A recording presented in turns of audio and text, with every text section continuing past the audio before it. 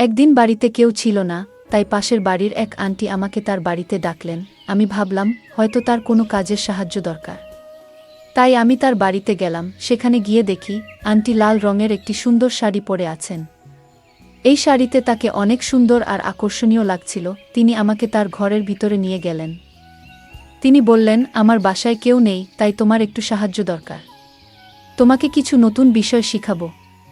তার কথাগুলো শুনে আমি কিছুটা অবাক হলাম, কিন্তু পরে বুঝলাম তিনি আমাকে কিছু কাজে সাহায্য করতে বলছেন। দিনভর ভীষণ ক্লান্ত ছিলাম, তাই আন্টি আমাকে তার ঘরে বিশ্রাম নিতে বলল। বিছানায় শুয়ে পড়তেই আমি গভীর ঘুমে আচ্ছন্ন হয়ে গেলাম। সকালে ঘুম ভাঙতেই দেখলাম দীপ্তি আন্টি আমার পাশে শুয়ে আছে, তার হাত আমার বুকের উপর রাখা। এমন অবস্থায় তাকে দেখে আমি একটু দূরে সরে গেলাম। মনে হলো হয়তো রাতে ঠান্ডা লাগায় সে পাশেই এসে শুয়ে পড়েছে, আর ঘুমের ঘোরে আমি তা বুঝতেই পারিনি। যেই আমি উঠলাম, আন্টিরও ঘুম ভাঙল। তখন আমি তাকে বললাম, দীপ্তি আন্টি, তুমি আমার পাশে কেন শুয়েছিলে? দীপ্তি আন্টি জবাব দিল, আমি আসলে বাইরে সোফায় শুয়েছিলাম, কিন্তু রাতে খুব ঠান্ডা লাগছিল, তাই তোমার পাশে এসে শুয়ে পড়েছি। এই বলে আন্টি আমাকে আমাদের নতুন বাড়ির নির্মাণ প্রায় শেষ হয়ে আসছিল, তাই আমি প্রায়ই সেটি দেখতে যেতাম। নতুন বাড়িটি আমাদের মূল বাড়ি থেকে প্রায় 15 কিমি দূরে ছিল। একদিন সেখানে কাজ দেখতে গিয়েছিলাম। তখন পাশের বাড়ির একজন আন্টি প্রায়ই আমাকে চা বা পানি খাওয়ার জন্য ডাকতেন। তার এই আন্তরিক আমন্ত্রণে একদিন আমি তার বাড়িতে গেলাম। সেই দিন তিনি আমার সাথে অনেক কথা বললেন এবং কিছু নতুন বিষয় আমার সাথে শেয়ার করলেন। পাশের বাড়ির আন্টি বেশ আত্মবিশ্বাসী ভঙ্গিতে কথা বলছিলেন এবং তার শাড়ি কিছুটা ভিন্নভাবে পরা ছিল। বাড়িতে ঢোকার পর তিনি আমাকে চা খাওয়ার জন্য জিজ্ঞেস করলেন। আমি বললাম, আমি চা খাই না, কিন্তু তিনি জোর দিয়েই চা বানিয়ে দিলেন। যখন তিনি আমাকে চা দিলেন, তখন তার হাত আমার হাতে হালকা করে স্পর্শ করল। সেই মুহূর্তে আমি কিছুটা অদ্ভুত কিছু অনুভব করলাম, তবে আমি তখনও বিশ্বাসটিকে মজা হিসেবেই নিয়েছিলাম। এরপর তিনি বললেন, আজ তুমি ঠিক সময় এসেছ। বাসায় কেউ নেই, আমার একটু সাহায্য দরকার। আমি ভাবলাম হয়তো কোনো কাজের সহায়তা দরকার, কিন্তু পরে তিনি আমাকে তার ঘরের দিকে নিয়ে গেলেন। আমি কখনো ভাবিনি যে সেদিন এমন কিছু ঘটতে পারে। বন্ধুরা, আজকের গল্পটা অনেক বেশি স্পেশাল, তাই সবাই রেডি হয়ে যাও, কেউ মিস করো না। আর দয়া করে গল্পগুলো ভালো লাগলে ভিডিওটি লাইক, শেয়ার এবং চ্যানেলটি সাবস্ক্রাইব করো প্লিজ। আমি অরিন্দম, বয়স 22 বছর। আমাদের পরিবারের আর্থিক অবস্থা খুব ভালো ছিল না, তবে কঠোর পরিশ্রম করে আমি বেশ কিছু টাকা সঞ্চয় করতে পেরেছিলাম। আমার স্বপ্ন ছিল বাবা মাকে ছোট বাড়ি থেকে বের করে বড় একটি বাড়িতে নিয়ে আসার। আমাদের নতুন বাড়ির নির্মাণ প্রায় শেষ হয়ে আসছিল, তাই আমি প্রায়ই সেখানে যেতাম। একদিন আমি লক্ষ্য করলাম সামনের বাড়ির একজন 32 বছরের মহিলা আমাকে দেখছেন। আমি আমার কাজে ব্যস্ত থাকতাম, তবে যখনই তাকাতাম দেখতাম তিনি আমাকে গভীরভাবে দেখছেন। একদিন তিনি হাতের ইশারায় আমাকে ডাকলেন। আমি তার কাছে গেলে তিনি হেসে বললেন, কি, নতুন বাড়িতে কবে উঠছ? তোমাদের বাড়ির কাজ কবে শেষ হবে? এভাবে আমাদের আলাপ শুরু হলো। তার নাম ছিল দীপ্তি। আমি প্রথমে তাকে আন্টি বলে সম্বোধন করেছিলাম। দীপ্তি আন্টি আমাকে প্রায় দেখতেন। তার বাড়ি আমাদের নতুন বাড়ির সামনেই ছিল, তবে খুবই সাধারণ একটা বাড়ি ছিল। তিনি সাধারণ জীবনযাপন করতেন এবং সবসময় শাড়ি পরতেন, যা তাকে আরও আকর্ষণীয় করে তুলত। যেহেতু কিছুদিন পর আমরাও ওই এলাকায় বসবাস করব, তাই মাঝে মধ্যে তার সাথে কথা হতো, তবে এর বেশি কিছুতে আমার আগ্রহ ছিল না। আমি 2 বছর বয়সী একজন তরুণ, আর দীপ্তি একজন 32 বছরের মহিলা। একদিন যখন আমাদের নতুন বাড়ির নির্মাণ কাজ চলছিল, আমি সেখানেই একটি চেয়ারে বসেছিলাম। ঠিক তখনই দীপ্তি আন্টি সন্ধ্যায় আমার জন্য 1 কাপ চা নিয়ে আসলেন। তিনি বললেন, সকালে থেকে দেখছি তুমি খুব মনোযোগ দিয়ে তোমার বাড়ির কাজ দেখছ। দীপ্তি আন্টির এই আন্তরিক আচরণে আমি মুগ্ধ হলাম, কারণ এমন ভালো প্রতিবেশী আমাদেরও প্রয়োজন ছিল। তার কথাবার্তা অনেক সুন্দর ছিল। আমার বাবা মা অনেক কঠিন সময় পার করেছেন এবং অনেক পরিশ্রম করে আমাকে পড়াশোনা করিয়েছেন। আমাদের পরিবারে আমি, আমার বাবা মা এবং আমার এক 5 বছর বয়সী ছোট ভাই ছিল। সম্প্রতি আমি আমার ছোট ভাইকে অন্য শহরের একটি কলেজে ভর্তি করিয়েছি এবং সে এখন সেখানে পড়াশোনা করছে। নতুন বাড়ির নির্মাণের বিষয়ে বাড়ির কারোই সঠিক ধারণা ছিল না। আমার পড়াশোনা শেষ হওয়ার পরপরই আমি একটি চাকরি শুরু করি। কিছু মাস চাকরি করার পর আমি নিজের ব্যবসা শুরু করি। অল্প সময়েই সেই ব্যবসায় ভালো লাভ হয়। যার কারণে আমি আজ এই বাড়িটি নির্মাণ করাতে সক্ষম হয়েছি। আমি আমার বাবা মায়ের জন্য খুবই খুশি ছিলাম, কারণ তারা অনেক কিছু সহযোগ করেছেন। আর আমার ভাইও ভালোভাবে পড়াশোনা করছিল। মাঝে মধ্যে আমি তার হোস্টেলে গিয়ে দেখা করতাম। একদিন আমি বাড়ির নির্মাণ কাজ দেখতে গেলাম, যাতে সব ঠিকঠাক চলছে কিনা তা নিশ্চিত করতে পারি। আমি যখন আমাদের নতুন বাড়ির নির্মাণ কাজ দেখতে গেলাম, তখন বুঝলাম কিছু জিনিস যা আমি বিদেশ থেকে অর্ডার করেছিলাম সেগুলো আসতে দেরি হচ্ছে। তাই বাড়ির কাজ শেষ হতে আরও কিছুটা সময় লাগবে। কাজের পরিস্থিতি দেখে আমি বাড়ি ফিরে যাওয়ার জন্য প্রস্তুতি নিচ্ছিলাম।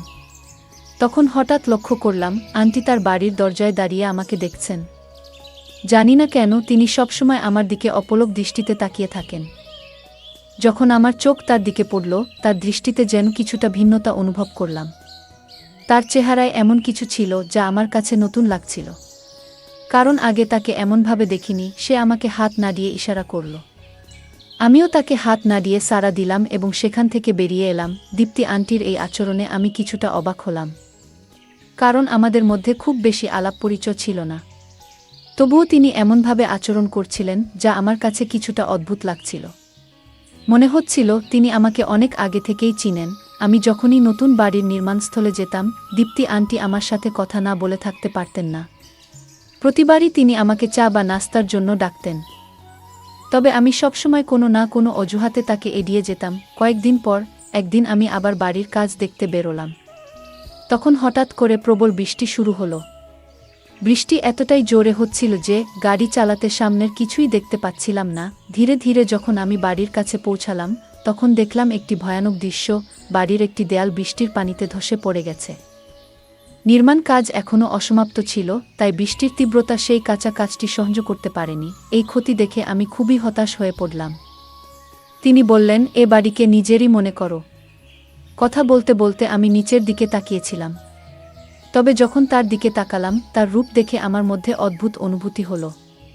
দীপ্তি আন্টির সৌন্দর্য আমাকে মুগ্ধ করছিল। তবে আমি নিজেকে সামলে নিলাম, কারণ জানতাম আন্টির বিয়ে হয়েছে। তখন আমি তাকে বললাম, আন্টি, আপনার সাহায্যের জন্য ধন্যবাদ। আন্টি হাসতে হাসতে বললেন, আমাকে আন্টি বলো না। এবং ভবিষ্যতে যদি কখনো আমার কোনো সাহায্য লাগে তুমি করবে তো? আমি মাথা নেড়ে সম্মতি জানালাম। বৃষ্টিতে ভিজে গিয়েছিলাম আর ঠান্ডায় কাঁপছিলাম। তখন তিনি আমার দিকে এগিয়ে এসে আমার শার্ট খুলে দেওয়ার চেষ্টা করলেন, এবং তার স্পর্শে আমার শরীরের মধ্যে এক অদ্ভুত অনুভূতি জেগে উঠল।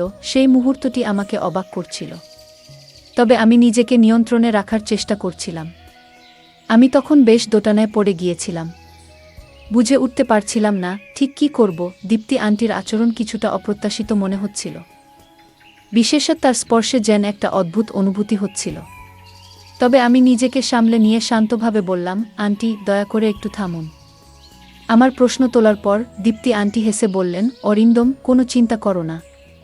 তোমার জামাটা পুরো ভিজে গেছে, ঠান্ডা লেগে যেতে পারে। আমি তোমাকে আমার স্বামীর একটা শার্ট এনে দিচ্ছি, সেটা পরে নাও।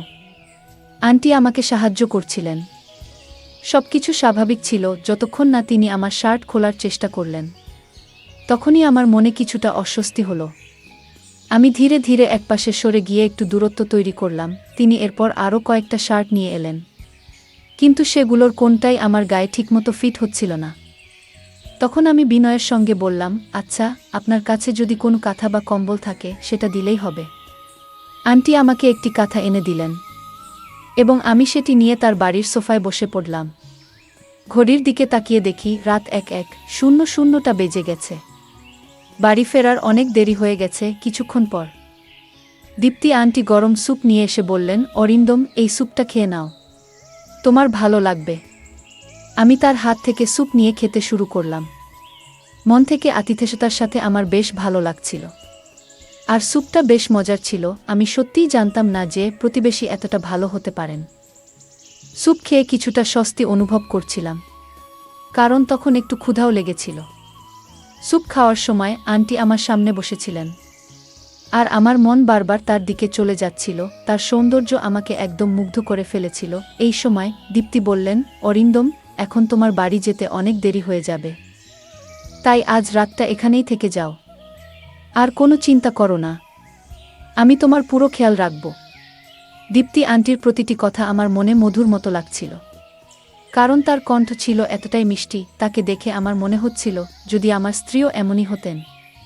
আমি বিয়ে করলে এমনি একজনকেই বিয়ে করব, এসব আমি মনে মনে ভাবছিলাম। আমি যখন নানা চিন্তায় ডুবেছিলাম তখন দীপ্তি আন্টি আমার কাছে এসে দাঁড়ালেন। তিনি এক হাতে আমাকে আলতো করে স্পর্শ করলেন এবং অন্য হাতে আমার ভেজা চুলে হাত বুলিয়ে বললেন, তোমার চুলও বেশ ভিজে গেছে। তারপর চুলের পানি মুছে দিতে শুরু করলেন। তার আচরণ তখন বেশ স্বস্তিদায়ক লাগছিল। কিন্তু আমার মন একদিকে মনে করাচ্ছিল তিনি একজন বিবাহিত মানুষ এবং আমাকে সাহায্য করছেন, তাই আমি এর কোনো ভিন্ন অর্থ বের করা ঠিক হবে না। আমি তার সাথে সম্মানের সাথে কথা বলছিলাম। আমি তাকে বললাম, তোমার বাসায় থাকাটা আমার কাছে ঠিক মনে হচ্ছে না, কিন্তু আজকের রাতটা থেকে যাব। তাছাড়া কোনো উপায় নেই। তবে ভোরেই বাড়ি ফিরে যাব। বৃষ্টি থামার নাম নিচ্ছিল না, আর সেই বৃষ্টি যেন আমাদের এই সাক্ষাতের মূল কারণ হয়ে উঠেছিল। আমি ভাবছিলাম যে এটা হয়তো দীপ্তি আন্টির দিক থেকে কিছুটা সাহায্য ছিল। তবে আমি জানতাম না যে রাতের সেই ঘটনার ফলে আমার জীবনে এক নতুন অভিজ্ঞতা হতে চলেছে। দিনভর ভীষণ ক্লান্ত ছিলাম, তাই দীপ্তি আমাকে তার ঘরে বিশ্রাম নিতে বলল।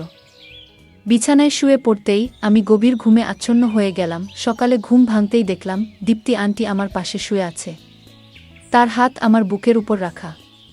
এমন অবস্থায় তাকে দেখে আমি একটু দূরে সরে গেলাম। মনে হলো হয়তো রাতে ঠান্ডা লাগায় সে পাশেই এসে শুয়ে পড়েছে। আর ঘুমের ঘোরে আমি তা বুঝতেই পারিনি। যেই আমি উঠলাম, দীপ্তি আন্টিও ঘুম ভাঙল। তখন আমি তাকে বললাম, আন্টি, তুমি আমার পাশে কেন শুয়েছিলে? দীপ্তি আন্টি জবাব দিল, আমি আসলে বাইরে সোফায় শুয়েছিলাম, কিন্তু রাতে খুব ঠান্ডা লাগছিল, তাই তোমার পাশে এসে শুয়ে পড়েছি। আমি তখন আমার শার্ট খুঁজতে লাগলাম। দেখি শার্টটা হলে পড়ে আছে। শার্ট পরে আমি তাড়াতাড়ি তার ঘর থেকে বেরিয়ে পড়লাম এবং গাড়িতে উঠে বাড়ির দিকে রওনা দিলাম। বাড়িতে পৌঁছে মাকে জানালাম যে রাতে প্রচণ্ড বৃষ্টি হচ্ছিল, তাই নতুন বাড়ির হলে থাকতে হয়েছিল। আমি কিছুক্ষণ থেমে গিয়েছিলাম। স্নান করার জন্য বাথরুমে গিয়ে যখন শার্ট খুললাম তখন আয়নায় যা দেখলাম তাতে আমি পুরোপুরি হতবাক হয়ে গেলাম। ভালো করে তাকাতেই বুঝতে পারলাম আমার বুকে লিপস্টিকের দাগ। আমি কিছুতেই বুঝতে পারছিলাম না এটা কিভাবে হলো বা কখন ঘটল। অনেক প্রশ্ন আমার মাথায় ঘুরপাক খেতে লাগল। আমি ভাবছিলাম হয়তো দীপ্তি আন্টি আমাকে কিছু জেসুপ খাইয়েছিল, তার কারণেই আমি গভীর ঘুমে আচ্ছন্ন হয়ে পড়েছিলাম। সেই ঘুমের মধ্যে কি এমন কিছু ঘটেছে যা আমি টের পাইনি? রাতের সেই পরিবেশ কিছুটা উত্তেজনাপূর্ণ ছিল। তবে দীপ্তি আন্টি বিবাহিত, তাই আমি নিজের মনকে নিয়ন্ত্রণে রেখেছিলাম। কিন্তু যে ঘটনা ঘটেছিল তা থেকে বোঝা যাচ্ছিল হয়তো দীপ্তি আন্টির মনেও একই ধরনের চিন্তা ছিল। তিনি হয়তো আমাকে নিয়ে ভাবতেন। সেই দিন আমার সব কাজ শেষ করলাম, কিন্তু সারাদিন ধরে দীপ্তি আন্টির কথা, আগের রাতের স্মৃতি বারবার মাথায় ঘুরতে লাগল। তার আচরণও কিছুটা রহস্যময় ছিল, যেন সে কিছু বলতে চাইছে। আমার মনেও তাকে নিয়ে অনেক কথা জমা হচ্ছিল, কিন্তু আমি কিছু বলতে পারছিলাম না। সেই সুযোগটাই আমি পাচ্ছিলাম না। 2 দিন পর আমি বাড়ির কাজ দেখতে গেলাম। সেখানে গিয়ে দেখলাম মিস্ত্রিরা বাড়ির দেয়ালগুলো আবার ঠিকঠাক করে দিয়েছে। বৃষ্টি 2 দিন ধরেই বন্ধ ছিল। আমি দীপ্তি আন্টির বাড়ির দিকে তাকালাম, কিন্তু বাড়ির দরজা বন্ধ। সাধারণত যখনই আমি সেখানে যেতাম দীপ্তি আন্টি আশেপাশে থাকত।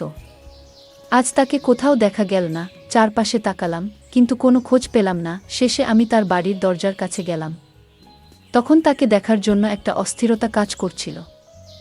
তার বাড়ির কাছে পৌঁছাতেই ভেতর থেকে কিছু পুরুষদের কথা শোনার মতো লাগলো।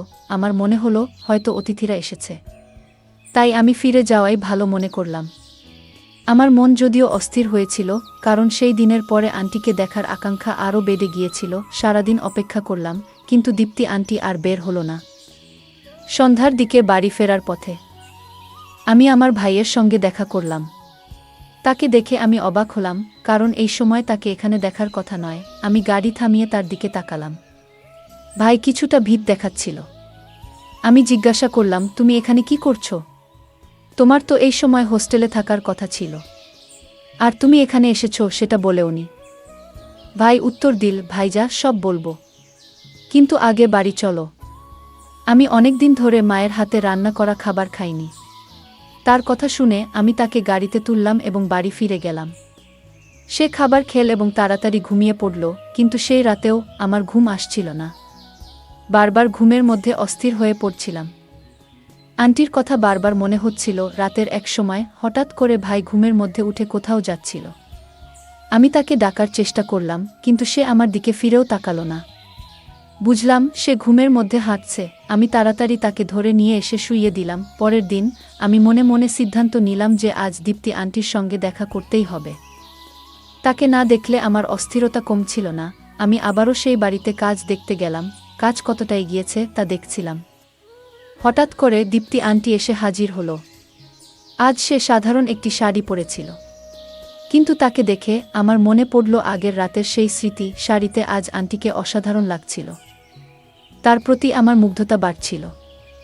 মনে মনে আমি তার ভাবনায় ডুবে যাচ্ছিলাম। ঠিক তখনই দীপ্তি আন্টি কথা বলতে শুরু করল। অরিন্দম, তোমার একটু সাহায্য চাই। তুমি কি আমার সঙ্গে যাবে? তার সাহায্যের কথায় আমি কিছু না ভেবে রাজি হয়ে গেলাম। দীপ্তি আন্টি বলল, আমাদের বাইরে যেতে হবে। আমরা আমার স্কুটিতে যাব। আমি একটু প্রস্তুত হয়ে নিলাম। কিছুক্ষণ পর সে ফিরে এলো সম্পূর্ণ প্রস্তুত হয়ে, আর তাকে দেখে আমি চোখ ফেরাতে পারছিলাম না। তাকে আজ মনে হচ্ছিল আরও সুন্দর লাগছে। আমরা স্কুটিতে চড়ে রওনা হলাম এবং কিছু সময় পরে একটি পুরনো বাড়ির কাছে পৌঁছালাম। বাড়িটা বেশ বড় ছিল। আমি জিজ্ঞাসা করলাম, দীপ্তি আন্টি, তুমি আমাকে কোথায় নিয়ে এসেছ? সে বলল, আমার বাড়ির আশেপাশে কিছুটা সম্মান আছে, তাই তোমাকে এখানে নিয়ে এসেছি। এখানে আমার এক বন্ধুর ঘর আছে। আমরা সেই বন্ধুর ঘরে পৌঁছালাম। আমার মনে একটা চিন্তা ঘুরছিল, হয়তো আজ আমার মনের ইচ্ছাগুলো পূরণ হতে চলেছে। এই ভাবনায় আমি তার পিছু পিছু চললাম। স্কুটি থেকে নেমে আন্টি আমাকে নিয়ে বাড়ির এক কোণে ছোট্ট ঘরে গেল। ঘরে ঢুকে দেখলাম সেখানে একটা বিছানা আর পাশে একটি পানির কলস রাখা ছিল। দীপ্তি আন্টি বিছানায় বসে পড়ল। ঘরটা ছিল শান্ত আর খানিকটা অন্ধকারাচ্ছন্ন, তবে আমার মন সম্পূর্ণ অন্য কিছুতে নিবদ্ধ ছিল। আমি বিছানায় বসেছিলাম। কিছুক্ষণের মধ্যেই ঘরে 4 জন শক্তিশালী লোক ঢুকে পড়ল। তাদের দেখে আমি কিছুটা অবাক হয়ে গেলাম। বুঝতে পারছিলাম না এখানে কি ঘটছে। দেখলাম তাদের মধ্যে 2 জনের হাতে ক্যামেরা আছে এবং হঠাৎ করে ঘরের বরাবর লাইটগুলো জ্বলে উঠল। আমি দীপ্তি আন্টিকে জিজ্ঞাসা করলাম, দীপ্তি আন্টি, এটা কি হচ্ছে? কিন্তু সে কোনো কথা বলার জন্য প্রস্তুত ছিল না। মুখে স্কার্ফ বাঁধা ছিল তার।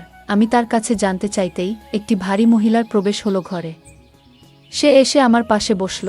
একদিকে ছিল আন্টি আর অন্যদিকে সেই মহিলা। আমি জোরে চিৎকার করে বললাম, এখানে কি চলছে?